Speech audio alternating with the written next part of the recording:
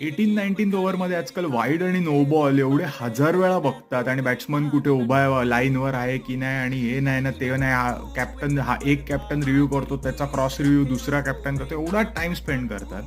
बाउंड्रीला पाय टच झालंय की नाही बघण्याला 3-4 वेळा तरी बघायला काय झालं होतं अंपायरला. आरामात तुम्ही बसलेत एसी लावून एका रूम मध्ये. जेव्हा कधीच्या काळी कॉल येतो, बिचारे अंपायर ग्राउंडवरचे ऍटलीस्ट उभे राहतात, तेवढं तरी मानतो, डिसिजन घाणच देतात. पण तरी 2-4 वेळा बघायला तुम्हाला काय झालं होतं. म्हणजे हा एवढ्या मोठ्या स्टेजवर IPL चालू आहे, वर्ल्ड ओव्हर लोक बघतात, एवढा मोठा इव्हेंट होणार आहे.